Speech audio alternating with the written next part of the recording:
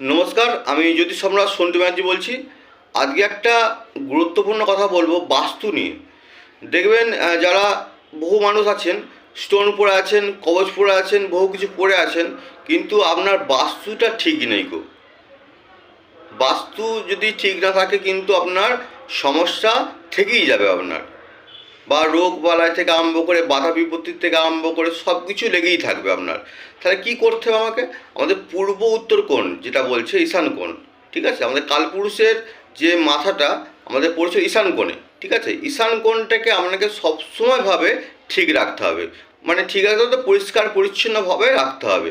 ওখানে কোনো বাথরুম বা টয়লেট, ঠিক আছে, বা আবর্জনা কিছু ফেলা যাবে না, সবসময় পরিষ্কার পরিচ্ছন্নভাবে রাখতে হবে। তাহলে দেখবেন আপনার ঈশান কোণটা সব দিকে যদি ঠিক থাকে, আপনার বাস্তু তাহলে পরিবর্তন হবে।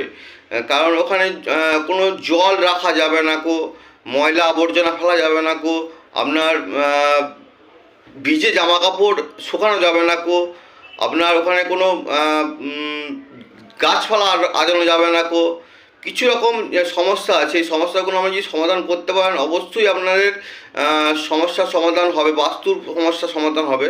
আপনারা এইগুলো মেনে চলুন, ঈশান কোণকে ঠিক রাখুন, ঠিক আছে? ওখানে ঈশান কোণের দিকে আপনার ধূপ প্রদীপ দেবেন, ঠাকুরকে স্মরণ করবেন, ঠিক আছে?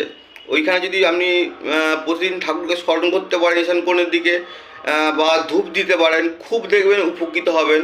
কারণ ঈশান কোণটা হচ্ছে ঠাকুরের স্থান, ওটাকে সবসময় পরিষ্কার পরিচ্ছন্নভাবে রাখতে হবে। ধন্যবাদ, ভালো থাকবেন।